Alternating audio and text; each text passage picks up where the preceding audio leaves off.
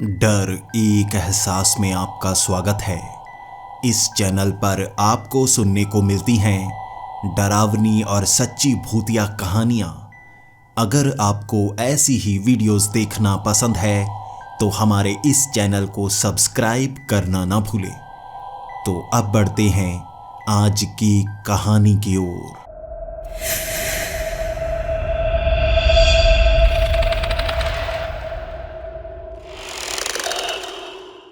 Hello दोस्तों, मेरा नाम दक्ष है और मैं बहुत बहुत बड़ी मुसीबत में फंस चुका हूँ। अब अपनी कहानी की शुरुआत कहाँ से करूँ? मैं एक कंपनी में काम किया करता था और रोज़ वहाँ पर जाकर बहुत मेहनत करता। मुझे इंतज़ार था एक बड़े प्रोजेक्ट का। वो प्रोजेक्ट मुझे मिला, लेकिन उसके बाद क्या हुआ मुझे कुछ याद नहीं आ रहा है। और जब मेरी आंखें खुली मैं समंदर के बीच था। ऐसा लग रहा था जैसे आसपास कई बड़ी बड़ी कश्तियां डूब गई हों। वहाँ बहुत सारा मलबा था, आसपास से धुआं निकल रहा था। एक फट्टा जिस पर मैं लेटा हुआ था, मैं आधा पानी के अंदर था, आधा पानी के ऊपर था। ऐसा लग रहा था जैसे मैं कहीं जा रहा था किसी कश्ती के सहारे और कोई बड़ा हादसा हो गया। मुझे कुछ भी याद नहीं आ रहा था। मेरे चोट भी लगी हुई थी, ज़्यादा नहीं लगी थी, लेकिन सर से थोड़ा थोड़ा खून बह रहा था। अब मैंने अपने धड़ को भी उस फट्टे के ऊपर ले जाने की कोशिश की, लेकिन वो फट्टा लंबा ज़रूर था, ज़्यादा चौड़ा नहीं था। पूरे के पूरे शरीर को उसके ऊपर मैं डाल नहीं सकता था। 2 बार कोशिश की मैंने, वो फट्टा पलट जाता और उसी के सहारे मैं पानी में गिर जाता। फिर से उस फट्टे को पकड़ना पड़ता। वो फट्टा ही मेरा सहारा था, वरना समंदर में मुझे तैरना नहीं आता। दूर दूर तक मलबा और समंदर के किनारे दिख रहे थे, मिट्टी नज़र नहीं आ रही थी मुझे। मैं याद करने की कोशिश करता रहा कैसे यहाँ पर मैं फंस चुका हूँ। जब आपके सामने कुछ दिखाई ना दे तो दिमाग बहुत तेज़ चलने लगता है, और जब दिमाग तेज़ चलता है तो फालतू के ख्याल आने शुरू हो जाते हैं। मेरे दिमाग में भी वैसे ही फालतू ख्याल आ रहे थे। कहीं मुझे किसी ने किडनैप करके यहाँ तो नहीं डाल दिया, लेकिन अगर किडनैप किया है तो समंदर के बीच क्यों छोड़ा है? मैं तैरता हुआ आगे बढ़ सकता हूँ। पानी भी ज़्यादा ठंडा नहीं है। आखिर कौन सा ऐसा समंदर है जिसका पानी इतना ज़्यादा ठंडा नहीं है, बल्कि बिल्कुल शरीर के तापमान जैसा है? मैं याद करने की कोशिश करता जा रहा था। भारत का तटीय इलाका, अमेरिका का तटीय इलाका, कौन सा कोस्ट है ये? फिर मेरे दिमाग में ख्याल आने लगा कि कोई आतंकवादी तो नहीं जिन्होंने हमारे शहर में कोई हमला कर दिया, कोई बड़ा धमाका किया, जिससे बचने के लिए हम वहाँ से समंदर में बैठकर निकले और उसके बाद हम पर और हमला हुआ और सब लोग मारे गए, सिर्फ मैं बच गया। ऐसे ऐसे ख्याल मन में आ रहे थे, लेकिन अब पानी में मैं ज़्यादा समय नहीं रह सकता था। मुझे प्यास लगी हुई थी, लेकिन मैं ये जानता था समंदर का पानी नहीं पीना है। समंदर का पानी खारा होता है, जिससे डिहाइड्रेशन होनी शुरू हो जाती है। मुझे ताज़ा पानी चाहिए होगा, वरना मैं धीरे धीरे मौत के घाट उतर ही जाऊंगा। अब खुद को बचाने के लिए मुझे मलबे का इस्तेमाल करना था, दिमाग का इस्तेमाल करना था। मैं उस फट्टे पर बहुत समय तक चढ़ने की कोशिश करता रहा। फट्टा पलट जाता, मैं पानी में गिर जाता, फिर से कोशिश करता उस पर चढ़ने की। फिर मैं ये समझ गया था ये पूरा धड़ इस पर ले जाया नहीं जा सकता। आधा शरीर मुझे पानी में रखना होगा और इस फट्टे को बिल्कुल सीधा रखूँगा ताकि पीछे से टांगों को हिला पाऊँ। इस तरह मैंने टांगों को हिलाना शुरू किया। मैं सोच रहा था जो तैराक होते हैं कैसे तैरते हैं। मैंने तैरना कभी सीखा नहीं था, लेकिन वीडियोस बहुत ज़्यादा देखी थी। पैर इस तरह मछली की तरह हिलाने पड़ते हैं। मैं हिलाना शुरू हो गया। जैसे जैसे पैरों को मैं हिलाता गया, वो फट्टा जैसे आगे की तरफ बढ़ना शुरू हो गया। चलो ठीक है, इसी तरह मैं थोड़ा आगे तो बढ़ सकता हूँ ना। आसपास बहुत सारा मलबा था, उस मलबे का इस्तेमाल किया जा सकता था। काफ़ी कश्तियाँ थी जो आधी डूबी हुई थी, शायद उनमें से कोई काम की चीज़ मिल जाए। अब मैं तैरकर आगे बढ़ने लगा था। मैंने देखा जो सूरज था वो एक तरफ था, जिसकी ज़्यादा गर्मी मुझ पर नहीं पड़ रही थी।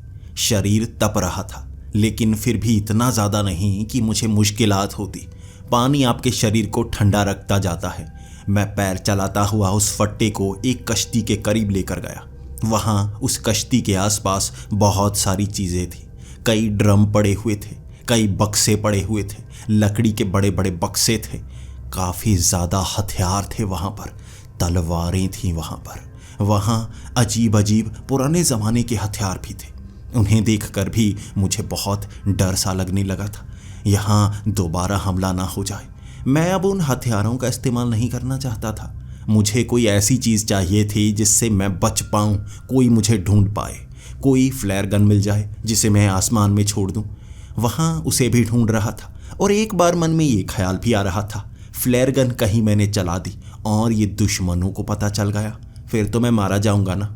लेकिन फिर मेरा मन ये भी कहता था, आखिर हमारे शहर में कभी हमला हुआ ही नहीं, कोई दुश्मन हम पर हमला नहीं करना चाहता था, तो ऐसा कैसे हो सकता है कि इस तरह मैं समंदर में पहुंच गया।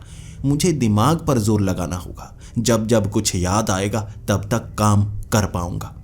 इस तरह वहां हथियारों से आगे निकल गया था। अब आसपास की उन कश्तियों में मैं देखने लगा था बस हथियार ही हथियार। इसके सिवा भी वहां कई अजीब अजीब दवाइयाँ थी, कई फरनैल की जैसे बड़ी बड़ी बोतलें पानी में तैर रही थी। ऐसी ऐसी चीज़ें मिल रही थी जो सिर्फ मौत के करीब लेकर जाएं। जिंदगी वाली कोई चीज़ नहीं थी वहाँ पर। धीरे धीरे मैं तैरता हुआ आगे की तरफ बढ़ता गया। अब उन कश्तियों के बीच से निकलने में परेशानी हो रही थी। बीच बीच में जगह कुछ ऐसी आती जैसे ये समंदर ना हो, कोई झील हो। पानी के नीचे मुझे पेड़ पौधे लगे हुए दिख रहे थे जो ज़मीन पर लगे हुए होते हैं, उन पर जैसे पानी का असर हो रहा था, वो हिलते हुए दिख रहे थे। अब ऐसा लग रहा था ये समंदर नहीं कोई झील हो, लेकिन फिर भी काफ़ी गहरी थी और मुझे तैरकर बस आगे बढ़ते जाना था। मैंने पैर चलाने शुरू कर दिए। मेरा शरीर बीच बीच में थक जाता और मैं रुक जाता, लेकिन समंदर दूर दूर तक दिख रहा था। ना कोई टापू, ना कोई बीच दिख रहा था, तट नज़र ही नहीं आया और मैं निराश सा होता चला गया। मैं बस तैरने की कोशिश कर रहा था, मुझे कोई बड़ा सा फट्टा मिल जाए। वहाँ कश्तियाँ डूबी हुई थी, बड़े फट्टे नहीं थे। यहाँ पर कई चौड़ी चीज़ें थी, लेकिन उस पर मैं शरीर टिका नहीं सकता था। अगर इस फट्टे को छोड़ दिया, ये पानी के बहाव में कहीं दूर निकल गया, फिर मेरे बचने के चांस बिल्कुल नहीं रहेंगे।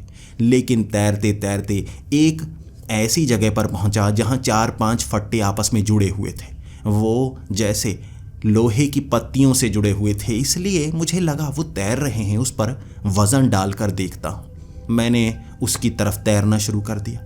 जब उस फट्टों के जोड़ों पर पहुंचा, मैं उसे कश्ती की तरह इस्तेमाल करना चाहता था। मैंने उस पर अपना वज़न डाला। पूरे वज़न के कारण अब वो मेरा भार संभाल पा रही थी।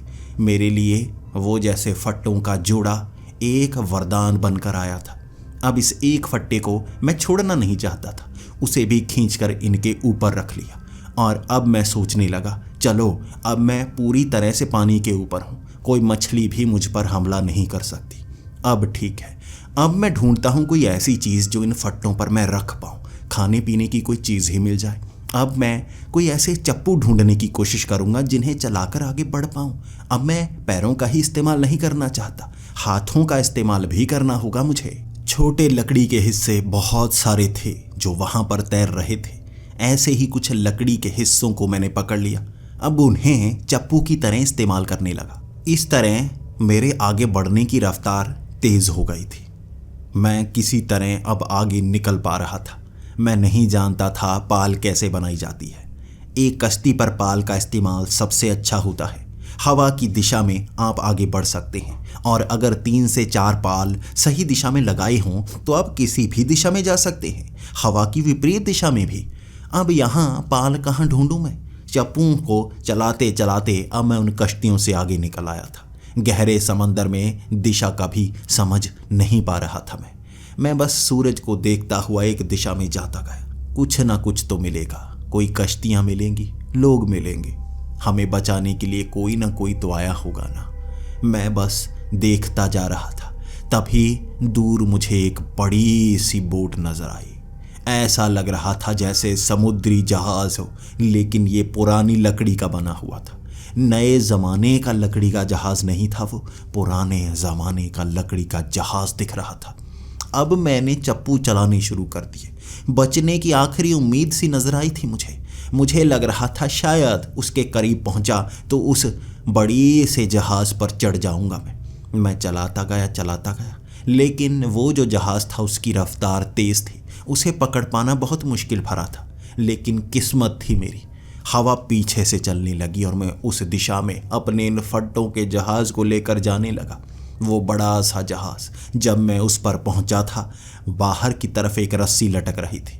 मैंने बहुत आवाज़ें लगाई, कोई तो सुने। किसी ने जवाब ही नहीं दिया।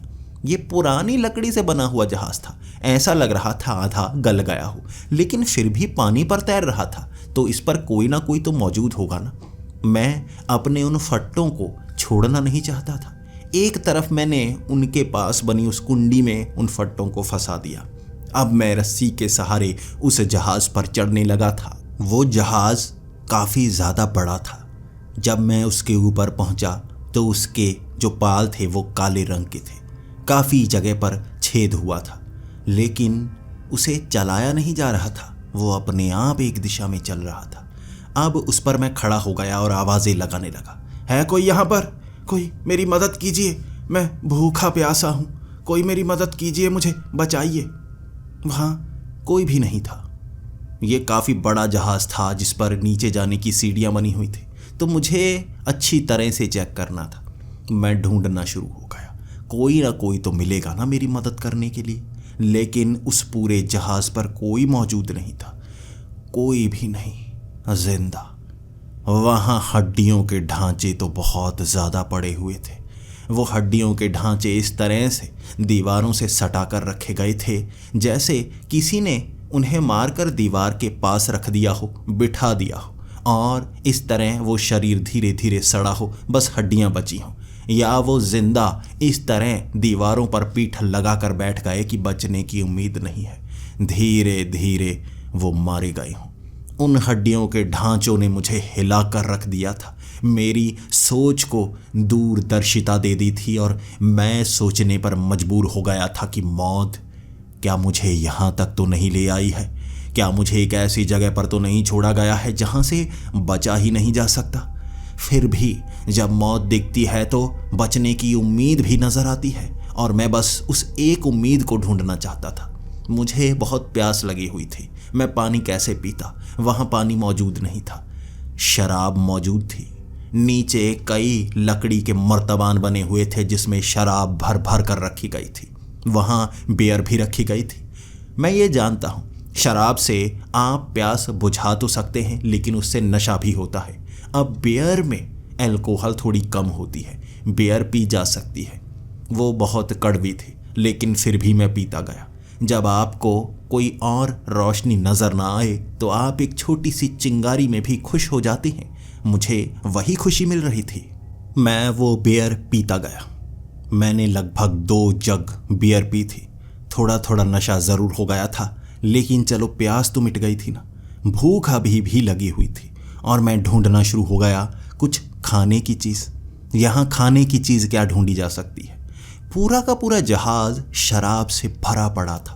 बड़े बड़े कंटेनर्स थे शराब के। ये पूरे जहाज़ में ये लोग मारे कैसे गए, मैं ये सोच रहा था। उस किसी भी लाश पर कोई चेन नहीं थी, कोई कपड़ा नहीं था। शायद हर चीज़ गल गई होगी, जैसे पूरा जहाज़ गल तो चुका है, डूबा नहीं है। अब मुझे वहाँ से बाहर निकलना, और मैंने एक बड़ा सा जग बियर का भरा, उसे ऊपर से टाइट करके बंद कर दिया, उसे अपने साथ लिया, झोले में डाला और चीज़ें ढूंढने लगा। वहाँ कुछ चप्पू मिले जो मुझे इस्तेमाल करने में फ़ायदा करा सकते थे। बस यही चीज़ें मिली और अब उस जहाज़ को छोड़ने का समय था। उस जहाज़ पर मैं बैठा रह सकता था, लेकिन आगे नहीं बढ़ सकता था। वो बस हवा की दिशा में अपनी ओर चले जा रहा था, और शायद वो मुझे किसी दिशा में पहुंचाता नहीं, बल्कि समंदर में हमेशा के लिए तैरता रह जाता। अब उस जहाज़ से मैं नीचे उतर आया था। फिर से उन फट्टों को अपना सहारा बना लिया। चप्पू के सहारे मैं उससे दूर जाने लगा। अब इन फट्टों से मैं दूर जा सकता था। वो जहाज़ मेरे किसी काम का नहीं था। फिर से मैंने चप्पू चलाने शुरू कर दिए। अब मैं सोच रहा था, भूख के लिए मैं क्या करूं? मैं एक लंबा सा डंडा लेकर आया था। वहाँ मुझे एक चाकू भी मिला था, छोटा सा। अब उस चाकू से डंडे को आगे से खुरचना शुरू कर दिया मैंने। मैं उसका भाला बनाना चाहता था। अब भाले का इस्तेमाल तो किया जा सकता है ना, शायद यहाँ पर मछली मिल जाए जिसे मार कर मैं खा सकूं। उस भाले को बहुत ज़्यादा तीखा कर दिया था मैंने। अब मैं ढूंढना शुरू हो गया मछली। मुझे भूख लगी हुई थी और मछली खाना सबसे आसान होता है। समंदर में मछली ही तो मिलती है जिसे खाया जा सकता है, वरना पानी पीकर आप जिंदगी बिता नहीं सकते। अब वहाँ कई मछलियाँ दिखी मुझे। मैं बड़ी तेज़ी से भाला मारना चाहता था, लेकिन मेरे दिमाग में ये आया भाला मुझे छोड़कर मारना होगा और दोबारा ये भाला मिल नहीं पाएगा। तो उस भाले के पीछे मैंने छेद किया और वहाँ एक छोटी सी रस्सी का हिस्सा था, उसे एक कलाई पर बांध लिया, एक उस भाले पर बांध दिया मैंने। अब उस भाले का इस्तेमाल कर सकता था। वहाँ कई मछलियाँ दिख रही थी जो इस फट्टों के पास आ रही थी और मैं निशाना लगाकर बार बार भाले को मारता, लेकिन मछली पर एक बार भी भाला नहीं लगता। मछली की रफ्तार बहुत तेज़ होती है। अब लगता है मुझे पानी के अंदर उतरना होगा, लेकिन बड़ी मछली से बचना भी होगा। अब मैं आधा पानी के अंदर उतर चुका था, फट्टे को एक तरफ से पकड़ रखा था। अब मैं अपने पैर के अंगूठे को ऐसे हिला रहा था जैसे मछली के लिए चारा हो।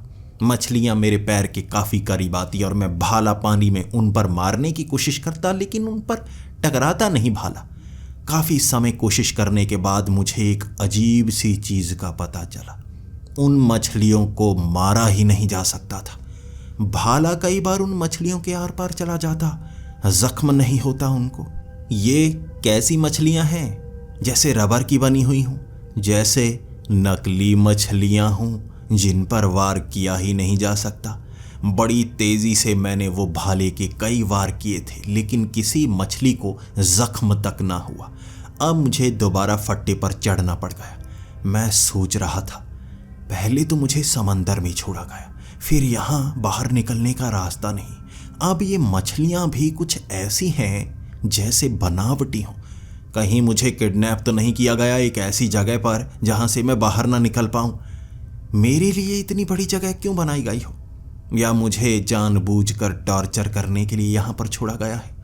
दिमाग में बहुत कुछ आ रहा था, सवाल बहुत सारे थे, मुझे जवाब ढूंढना था। भूख भी लगने लगी थी। अब मुझे लगा चप्पू चलाकर यहाँ से थोड़ा दूर निकलना होगा, देखूं तो सही ये समंदर कहाँ तक फैला हुआ है। शुरू हो गया मैं चप्पू चलाना। एक दिशा में बढ़ता गया, उस जहाज़ से, उस मलबे से बहुत दूर निकल गया। वो तो दिखने ही बंद हो गए, लेकिन चारों तरफ समंदर ही समंदर था, कुछ भी और नहीं था। सूरज भी काफ़ी आगे तक निकल गया था। अब मैं क्या करता? शायद शाम होने वाली थी और मैं चप्पू चलाता रहा। उसके बाद धीरे धीरे अंधेरा होना शुरू हो गया। अब इस अंधेरे में भी मुझे चप्पू चलाना था, मैं रुक नहीं सकता था। बीच बीच में मैं थक जाता, आराम करता। उन फट्टों पर आराम किया जा सकता था और बीच बीच में बियर पीता। थोड़ा सा नशा होता, लेकिन काम चलाने के लिए काफ़ी था। अब मैं इंतज़ार कर रहा था, कुछ न कुछ ऐसा दिखे जिससे मेरी मदद हो पाए। मुझे चांद नज़र आया ही नहीं, बस तारे ही तारे थे और मुझे दिशा का पता नहीं चल पा रहा था। किस तरफ मैं चप्पू चलाऊं मैं समझ नहीं पा रहा था, इसलिए उस रात सही से चप्पू चला ही नहीं पाया। बीच बीच में लहरें आती जो इन फट्टों को हिला कर रख देती। ऐसा लगता जैसे मुझे पीछे धकेल रही हूँ, लेकिन वो बड़ा जहाज़ मुझे नज़र नहीं आया, ना वो मलबा। धीरे धीरे मेरी आंख कब लग गई मैं नहीं जानता। जब मेरी आंख खुली मैं एक तट पर था और ये देखते ही मेरी आंखें फटी की फटी रह गई, दिल की धड़कन तेज़ हो गई। मैं किनारे पर पहुंच गया था, मैं किनारे पर पहुंच गया। आखिरकार ज़मीन नसीब हुई है। सामने लगे हुए वो पेड़ देखकर जैसे बहुत खुशी हुई थी। लहरें बहाकर मुझे किसी न किसी तरफ तो ले आई है ना। मैं बस उस तट पर पहुंचकर रेत को हाथ लगा रहा था। सामने घास थी, बार बार हाथ से घास को उखाड़े जा रहा था। पहले तो घास की कुछ नोक को मैंने चबाने की कोशिश की।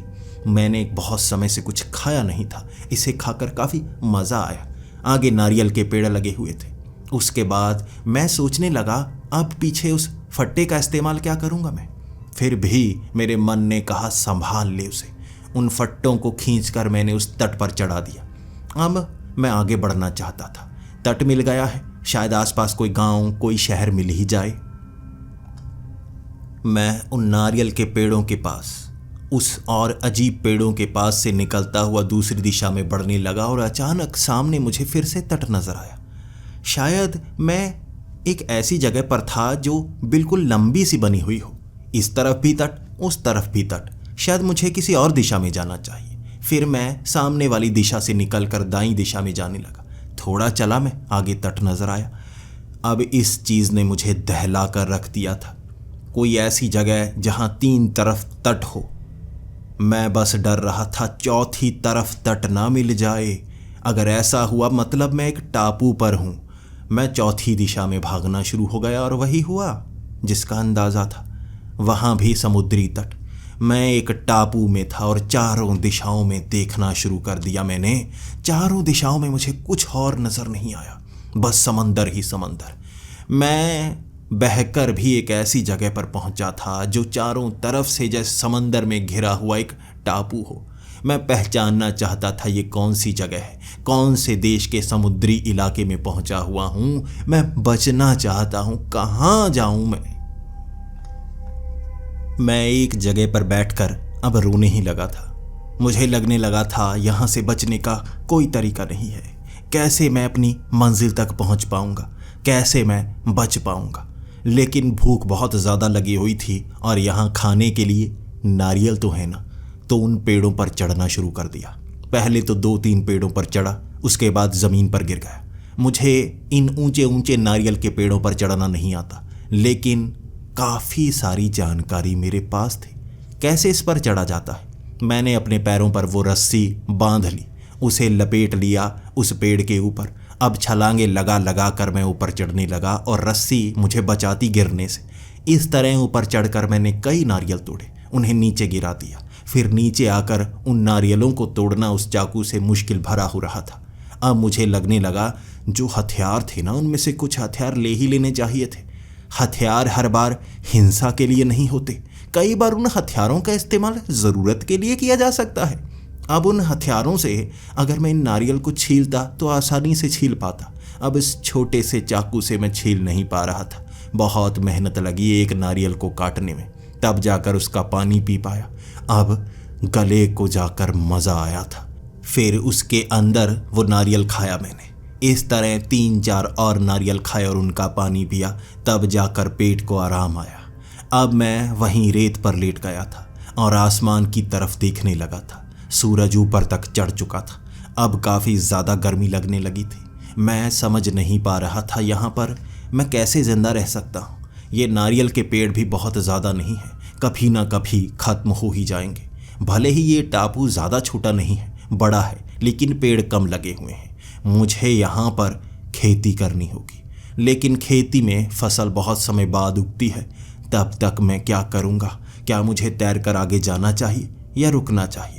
अब पानी में खाने पीने के लिए कुछ नहीं मिलेगा यहाँ। चलो पेड़ तो हैं, कुछ हफ्ते महीने तो निकल पाएंगे ना। अब मैं उस टापू पर ढूंढने लगा था क्या कुछ और चीज़ मिल सकती है मुझे।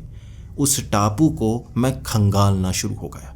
उस टापू पर बहुत सारी ऐसी चीज़ें थी जो पानी में तैर तैर कर वहाँ पर भटकी हुई पहुँची थी।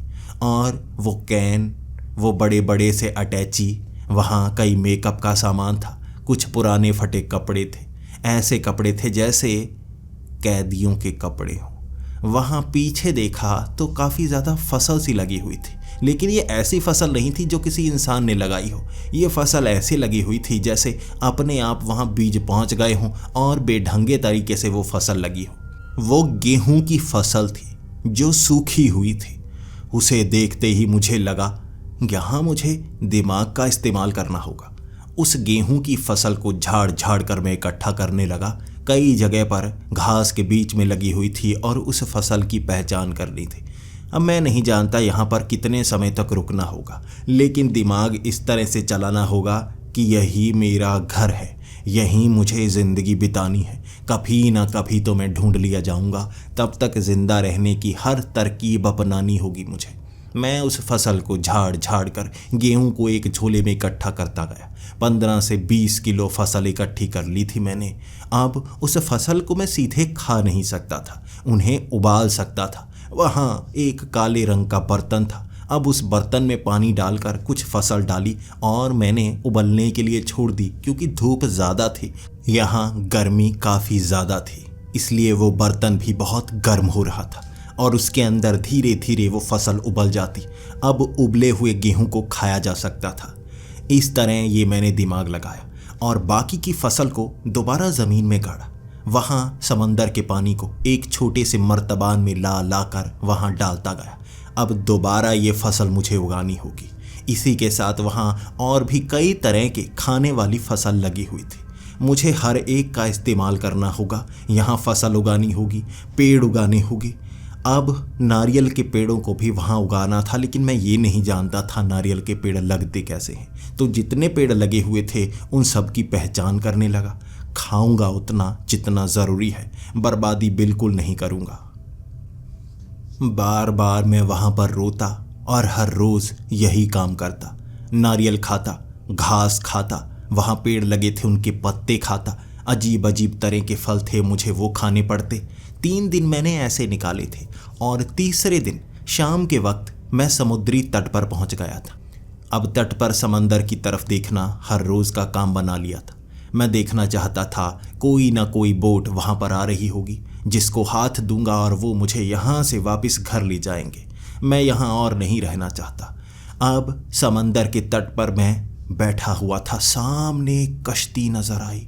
वो कश्ती, उस पर कोई बैठा हुआ था। उसने हाथ में लालटेन पकड़ रखी थी जिससे दूर दूर तक रोशनी हो रही थी और वो चप्पू चलाता हुआ इस तरफ आ रहा था। मुझे लगा मुझे ढूंढ लिया गया, मैं बच जाऊंगा। वो चप्पू चलाता हुआ इस तरफ आता गया, लेकिन वो तट की तरफ नहीं आ रहा था, वो तट के पास से गुजर रहा था। मैं आवाज़ लगाने लगा, रुको रुको, देखो मैं यहाँ भूल चुका हूँ, भटक चुका हूँ, मैं घर जाना चाहता हूँ, रुको। उसने बस मुस्कुराते हुए मेरी तरफ देखा। वो लालटेन लेकर उस कश्ती को बहाता हुआ आगे उस समंदर की तरफ चल पड़ा, मुझसे दूर जाता गया। तभी मैंने देखा आसपास पानी में डूबी हुई कई लाशें वो तैरती हुई उस तरफ जा रही थी। पानी का बहाव एक दिशा में था और जैसे लाशें तैरती हुई उस दिशा में जाए जा रही। धीरे धीरे उस समंदर में पानी कम, लाशें ज़्यादा थी। इतनी लाशें एक दिशा में जा रही थी। मुझे लगा ये कोई सैनिक होंगे, आगे शायद कोई युद्ध लग गया होगा। हो सकता है ज़ॉम्बी अपोकलिप्स हो गया हो सकता है तीसरा विश्व युद्ध लग गया जिससे देशों ने एक दूसरे पर परमाणु हमला कर दिया और शायद मैं बच गया। मुझे नहीं पता कैसे, शायद मैं बच गया। लेकिन ये लाशें, अब एक लाश समुद्री तट के पास से गुजर रही थी। उसके पास एक पानी की बोतल थी जो शरीर पर लटकी हुई थी। मुझे लगा ये पानी की बोतल मुझे चाहिए होगी, इसीलिए उस लाश पर मैं पकड़ बनाना चाहता था। जल्दी से उन फट्टों पर बैठा और चप्पू चलाने लगा। तट से दूर जाने में डर तो लग रहा था, लेकिन मुझे वो बोतल चाहिए थी। चप्पू चलाता चलाता उस लाश तक पहुंचा। मैं उसके कंधे से वो बोतल उतार रहा था तो लाश थोड़ी घुमानी पड़ी। चेहरा नीचे की तरफ था। जब मैंने चेहरा ऊपर की तरफ किया वो जिंदा था, आंखें झपका रहा था। मेरे होश उड़ गए उसे इस तरह हिलता हुआ देख। मैं घबरा गया, लेकिन फिर उसे खींचकर मैं उन फट्टों पर चढ़ाना चाहता था, लेकिन वो मुझे धक्का देकर दोबारा पानी में चला गया। मैं खींचकर उसे बचाना चाहता था, वो धक्का देकर पानी में पहुंच जाता। बार बार अपना मुंह नीचे की तरफ कर लेता। इस तरह से वो मारा जाएगा। क्यों मरना चाहता है वो इसी तरह पानी में गया और मुझसे दूर जाने लगा। मैं एक और लाश को खींचकर देखना चाहता था, क्या सबके साथ ऐसा हुआ है? दूसरी लाश का चेहरा पानी के अंदर और वो जिंदा था। वो मुस्कुराया और दोबारा इस फट्टे से दूर जाने लगा। मैंने खींचा, उसे फट्टे पर चढ़ा दिया। वो तड़पने लगा था। वो ऐसे तड़प रहा था जैसे उसे दर्द हो रहा हो। वो बार बार तड़प के कारण वहाँ से पानी में कूदने को कहता। वो बोलने लगा था और मैंने उसे धक्का दिया पानी में। जब वो पानी में पहुँचा उसने कहा, धन्यवाद, मुझे बहुत दर्द हो रहा था। मैं उससे पूछने लगा, कहाँ पर हैं हम, कहाँ पर हैं, ये कौन सी जगह है? मैं बचना चाहता हूँ, बताओ मुझे। तो वो अजीब नज़र से मेरी तरफ देखकर कहने लगा, तुम जिंदा लगते हो। ये सुनते ही मेरे होश उड़ गए थे। जिंदा लगता हूँ? तुम भी तो जिंदा हो। तो उसने सर हिलाया। नहीं, यहाँ कोई जिंदा नहीं है, सब मरे हुए हैं। ये कहकर उसने अपना चेहरा पानी के अंदर डाल लिया। मैं कांप चुका था। फिर मैं चप्पू चलाता हुआ उन फट्टों के सहारे फिर से टापू पर पहुंच गया। और टापू पर पहुंचने के बाद जब आपको खुद के वजूद पर शक होना शुरू हो जाए तो सब कुछ बदल जाता है। मेरे लिए सब कुछ बदल गया था। कई कहानियां सुनी थी मैंने ऐसी। मौत के बाद की दुनिया कैसी होती है किसी ने देखी नहीं है, और जो देखता है फिर उस तरफ का होता है। क्या मैं मौत के बाद की दुनिया देख रहा हूँ? क्या ये लाशें उन मरे हुए लोगों की हैं जो उस दुनिया से अपनी आत्मा इस दुनिया में ला रहे हैं? क्या मैं इस दुनिया में जिंदा पहुंचा हूँ या मैं भी मरा हुआ हूँ? ये सोचकर मैं कांप सा गया था और वहीं रेत पर बैठ गया। फिर मैं लेटा और आसमान की तरफ देखने लगा। वजूद पर शक होने लगा था मुझे लगने लगा था शायद मैं मर चुका हूँ। तभी तो कुछ याद नहीं आ रहा। मैं क्या काम किया करता था, मेरा नाम क्या है, अब बस यही याद रह गई है। शायद मरने के बाद यही होता है ना, यादें भूलना शुरू हो जाती हैं। मैं मर चुका हूँ। फिर मेरे दिमाग ने कहना शुरू कर दिया, अगर मर चुके हो तो भूख क्यों लग रही है, प्यास क्यों लग रही है, पानी में डूबने पर दर्द क्यों हो रहा है? और जैसे वो पानी में डूबे हुए हैं उन्हें दर्द नहीं हो रहा, बल्कि वो चीज़ जो उन्हें बचा सकती है उससे दर्द होता है। मुझे वैसा क्यों नहीं होता? फिर से मैं उठकर खड़ा हो गया था। फिर से उम्मीद की एक किरण नजर आई थी। वो लाशों के पास जाकर मुझे फिर से सवाल करने होंगे। अब लाशों से उगलवाना मुश्किल थोड़े ना है। ये लाशें हैं या आत्माएं हैं, ये सवाल किसी न किसी से तो करने होंगे। मुझे सामने लालटेन पकड़े हुए एक कश्ती पर सवार आदमी दिखा। अब मुझे उसे रोकना होगा। वो मुस्कुराता हुआ पहले भी निकला था और ये दूसरा आदमी है जो इन लाशों के बीच सर नीचे किए हुए नहीं, एक अच्छी सी कश्ती पर लालटेन लिए हुए दिख रहा है। मैं अब फिर से फट्टे को चलाते हुए आगे बढ़ने लगा था। उन लाशों के ऊपर से फट्टा निकल रहा था। वो लाशें पानी में डूब जाती। मैं उन्हें लाशें ही क्यों कह रहा हूँ? क्योंकि वो देखने में लाशें ही लग रही थी। मैं अब उस चप्पू को चलाते चलाते उस कश्ती के काफ़ी करीब पहुंच गया। मैं उस फट्टों को उस कश्ती के आगे लगा देना चाहता था ताकि उसे रोक पाऊं। मुझे पता है वो आगे निकलेगा, वो मरा हुआ होगा, या शायद वो मेरी तरह जिंदा हो। मैं भी तो फट्टों पर हूँ, वो कश्ती पर है। हो सकता है वो जिंदा है मेरी तरह, वो मेरी मदद कर सकता है। मैं अब उसकी कश्ती के आगे फट्टों को लगाकर वहीं उसे रोकना चाहता था। उसकी कश्ती मेरे फट्टे से टकराई, लेकिन उसके चेहरे पर मुस्कुराहट थी। वो अब उस कश्ती को एक तरफ हाथ से चप्पू चलाता हुआ दिशा में मोड़ने लगा। मैं उसी की कश्ती पर सवार होने के लिए पैर रख पाया था और वो गुस्सा हो गया। उसका चेहरा भयानक हो गया था और वो कहने लगा, मेरी कश्ती पर तुम्हें चढ़ना नहीं मिलेगा। तुम्हारी किस्मत अपनी, मेरी किस्मत अपनी।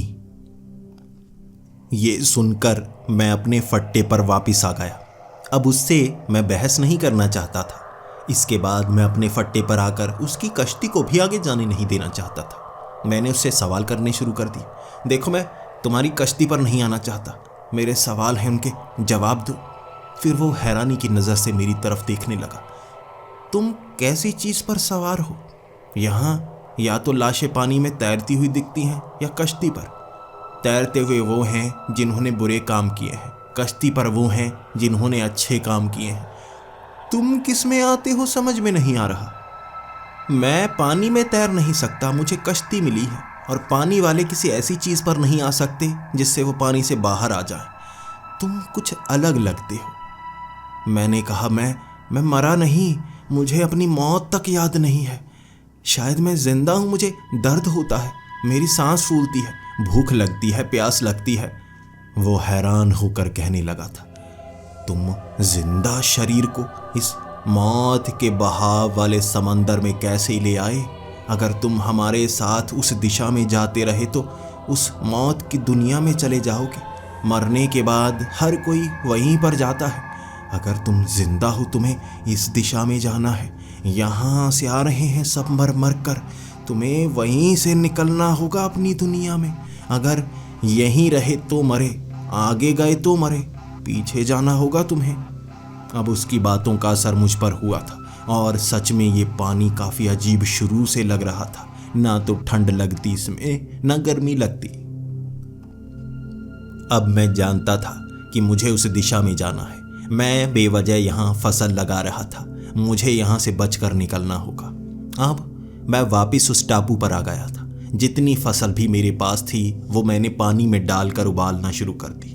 उसके बाद जितनी उबली उसे झोले में डाल लिया। उबले हुए चावलों की तरह वो सारी फसल मैंने रखी हुई थी।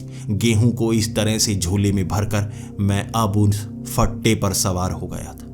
लाशें कम होती जा रही थी। वक्त शाम का हो चला था और मुझे यहाँ से जल्दी से निकलना था।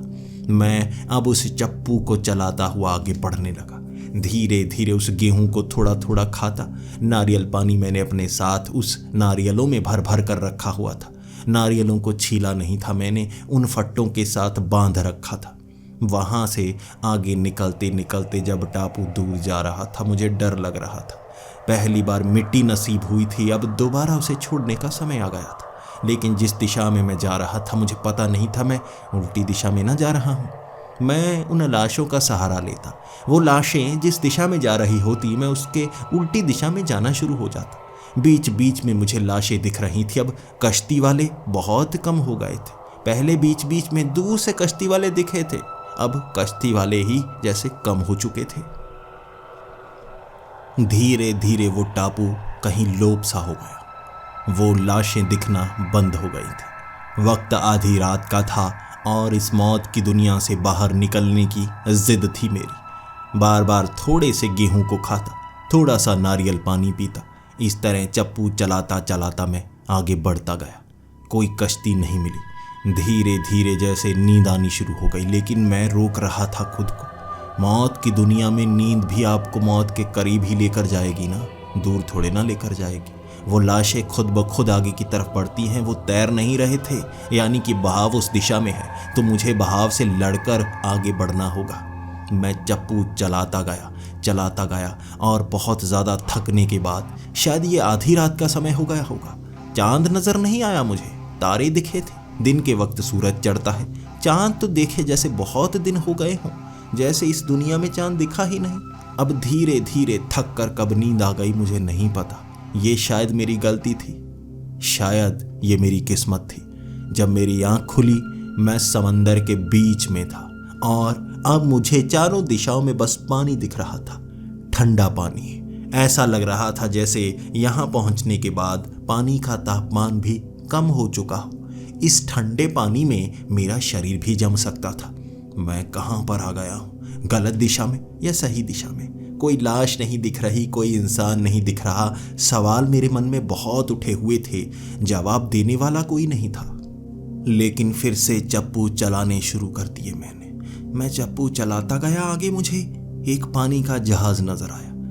ज्यादा उम्मीद नहीं जागी थी मन में। इस मौत की दुनिया में पता नहीं क्या क्या दिखेगा, लेकिन कुछ नया दिखा था तो मैं मानने पर मजबूर हो गया। शायद इससे कुछ नए क्लू मिल जाए। उस दिशा में चप्पू चलाने लगा। ध्यान दिया मैंने उस जहाज पर कुछ लोग थे। मैंने चप्पू को तेजी से हिलाना शुरू कर दिया। मुझे बचाओ, मुझे बचाओ। और सच में वो जहाज जैसे पैसेंजर वाला जहाज था। उस पर कई लोग थे जिन्होंने हाथ हिलाकर इशारे करने शुरू कर दिए और मैं भी इशारे करता गया, मुझे बचाओ, चीखता गया मैं। और वो जहाज मुड़ा मेरी तरफ। जब वो इस तरफ आ रहा था जैसे आंखों के सामने अंधेरा सा छाने लगा था। ये उम्मीद की आखिरी किरण नजर आने के बाद आपका शरीर जैसे साथ छोड़ना शुरू हो जाता है। ये आपकी हिम्मत होती है, जिंदा रहने की जिद होती है जो आपको बचाए रखती है। बस मैं उन फट्टों पर लेट गया था और वो लोग मेरे करीब आए। उन्होंने मुझे उठाया और वो उस जहाज के ऊपर ले गए मुझे। वो जहाज बिल्कुल साफ था। वो पीने का पानी जो मुझे दिया गया था वो साफ था। खाने के लिए चीज़ें दी गई थी वो साफ थी। मैं चीज़ों को खा रहा था, पानी को पी रहा था और उनके सवाल मैं कहाँ से आया हूँ। मेरे पास उन सवालों के जैसे जवाब नहीं थे। मुझे शहर का नाम भूल गया था। मैं अपना नाम भी अच्छे से याद नहीं कर पा रहा था। मैं क्या काम करता हूँ, मेरी आईडी क्या है, मुझे याद नहीं आ रहा था। और मैं बस उनको यही कहता रहा, मुझे चोट लगी है, मुझे कुछ याद नहीं आ रहा। और वो लोग बहुत अच्छे थे। वो पहले तो सवाल करते रहे, लेकिन उन्होंने मेरी मदद बहुत की। वो अपने साथ ले चले मुझे उस तट की ओर जो इंसानों की दुनिया का तट था। मैं मौत की दुनिया से बचकर आया था। मैं नहीं जानता कैसे ये इतना लंबा सफ़र करके आया था। उस तट पर पहुंचते ही सबसे पहले मैंने मिट्टी को हाथ लगाया। आसपास लोग थे। उस तट पर कई और पानी के जहाज खड़े थे। कई समंदर पर लेटे हुए लोग देखे मैंने, और लगा ये इंसानी दुनिया में पहुंच गया मैं। आंखों से आंसू निकल आए थे और मुझे एक अस्पताल में ले जाया गया। मेरे सर पर लगी उस चोट का निरीक्षण किया गया और उसके बाद मुझे वहीं रहने दिया गया। मेरे सारे डॉक्टरी इलाज का खर्च उन्होंने उठाया था। लोग इतने अच्छे थे। और उसके बाद डॉक्टर बार बार मुझसे पूछते रहे, मैं जवाब नहीं दे पा रहा था। मुझे वो बिल्डिंग याद थी, मैं कहाँ काम करता हूँ, कैसी चीज़ें बनाता हूँ, वो मुझे याद थी, लेकिन उससे मेरी पहचान नहीं की जा सकती थी। तो डॉक्टर कहने लगे तुम्हें इंतज़ार करना होगा। मैं इंतज़ार करता रहा। उस अस्पताल से मेरी याददाश्त वापस नहीं आई थी 1 महीने तक। और उसके बाद उन्होंने कहा तुम्हें यहीं छोटा मोटा काम कर लेना चाहिए। इस तरह से मदद लेते हुए कब तक ज़िंदगी गुजारोगे? मैंने भी कहा हाँ, मैं काम करना चाहूँगा, मैं अपनी ज़िंदगी बिताना चाहूँगा। याददाश्त धीरे धीरे तो आएगी ना। और मैं जब उस कहानी को सुनाता, कोई मेरी बात पर यकीन नहीं करता। उन्हें लगता तुम्हारे सर पर चोट लगी है, जो घटा है वो तुम्हारा भ्रम होगा। जब असली चीज़ें याद भूल जाती हैं तो झूठी चीज़ें हमारी यादें बन जाती हैं। जो तुम्हारी इस कहानी में हुआ है वो एक झूठ होगा। धीरे धीरे मैंने साधारण जिंदगी जीनी शुरू कर दी। मैंने शादी की, मैं वहीं पर काम करने लगा और मेरा बिजनेस धीरे धीरे बड़ा होने लगा। मैं एक समाज सेवी बन गया था, लोगों की भलाई किया करता था। इसलिए लोगों का प्यार भी मुझ पर बहुत ज़्यादा पड़ने लगा। वो चाहते थे मैं राजनीति में आऊँ, तो मैं राजनीति में आ गया। जब मैं राजनीति में आया, इसके बाद समय बदलने लगा। समय बदलता गया तो सत्ता हाथ में आती गई। सत्ता के साथ शक्ति भी आती है। शक्ति के साथ आप नए लोगों से मिलते हैं, बड़े लोगों से मिलते हैं, और फिर सत्ता से भी आगे शक्ति का नशा चढ़ जाता है और फिर दुनिया बदलने की जिद बढ़ जाती है। मैं ऐसे ऐसे हथियार बनाना चाहता था जिससे दुनिया पर और भी ज़्यादा गुस्सा बढ़ पाए। कई देश आपस में धर्म के नाम पर लड़ते हैं, कई ज़मीन के नाम पर लड़ते हैं, कई शक्ति के नाम पर लड़ते हैं, कुछ डर के नाम पर लड़ते हैं। मैं बस उस लड़ाई का हिस्सा रहना चाहता था। मैं ऐसी ऐसी चीज़ों में हाथ अपनाता गया जिस पर कोई यकीन नहीं कर पा रहा था, लेकिन मैं लोगों की नज़रों से छिपता गया। मैं मरा हुआ घोषित हो गया था, लेकिन असल में मैं जिंदा था। ऐसे बड़े बड़े युद्ध जिसमें मैं भाग ले रहा था लेकिन मर नहीं रहा था। मैं हथियारों को बनाने की होड़ में सबसे तेज होना चाहता था। अब आपको मेरी कहानी लगभग सारी पता लग गई होगी, लेकिन ऐसा नहीं है। मैंने सब कुछ नहीं बताया। मुझे याद है मैं किस शहर में रहता था, मुझे याद है मैं क्या काम करता था, वो कंपनी कौन सी थी मुझे पता है। इस दुनिया के पार वो मौत की दुनिया है जो इस दुनिया से जुड़ी हुई है, उसे शैतानी दुनिया कहते हैं। वहीं नर्क है, जो सज़ाएं मिलती हैं लोगों को वो उसी जगह निर्धारित होती हैं। वहाँ से भेजे जाते हैं वो खास शख्स जो दुनिया बदलते हैं और लोगों को लगता है इंसान तरक्की कर रहे हैं। मैं भी उनमें से एक था। नर्क में आप साधारण भाषा में समझते हैं, इसलिए मैंने कंपनी कहा। वहाँ मैं खास प्रोजेक्ट पर भेजा गया था। बहुत लंबा सफ़र तय किया मैंने। इंसानों की दुनिया में पहुँचना बहुत मुश्किल भरा होता है और यहाँ पर आकर मुझे अपना खास काम करना था। अब मैं इंसानों को ऐसे साधारण जीने थोड़े ना दे सकता हूँ। युद्ध होंगे तभी तो लोग मरेंगे, तबाही होगी तभी तो सब तरफ विनाश का मंजर होगा। जब तक लोग एक दूसरे से डरेंगे नहीं, उन्हें मारेंगे कैसे? और वही डर पैदा करता गया, वो मारते गए। इंसानों की कमज़ोरी हमें पता है, बस ज़रा सी चिंगारी दिखानी होती है, वो तो एक दूसरे को मारने की तैयारी पहले से करके बैठे हैं। यहाँ पर कितने अलग अलग भागों में बटे हुए हैं, बस एक चिंगारी सुलगाओ और आपस में मरना शुरू हो जाते हैं। कभी ज़मीन के नाम पर मरते हैं। इंसान की उम्र 80 से 100 साल है, लेकिन ज़मीन हज़ारों साल पुरानी भी उन्हें चाहिए। वो धर्म के नाम पर लड़ना शुरू हो जाते हैं। उन्हें ये भी नहीं पता भगवान मौजूद है या नहीं, वो जिसे मानते हैं वो तरीका सही है या नहीं, लेकिन फिर भी लड़ते हैं, एक दूसरे को मारते हैं। शक्ति, इंसानी शरीर 100 साल तक जिंदा रह सकता है, लेकिन उन्हें शक्ति चाहिए दुनिया की। करेंगे क्या? हमारे लिए ही तो काम करते हैं। नर्क में भेजने का काम हमारा ही तो होता है। बस लोग जरा सा आग मांगते हैं। बुराई तो इंसानों में भर भर कर दी गई है, बस बाहर निकलने को तैयार रहती है वो बुराई। यही काम मैं करने आया था और वही तबाही कर कर जा रहा हूँ। ये साल था 1920, मैंने कदम रखा था यहाँ पर।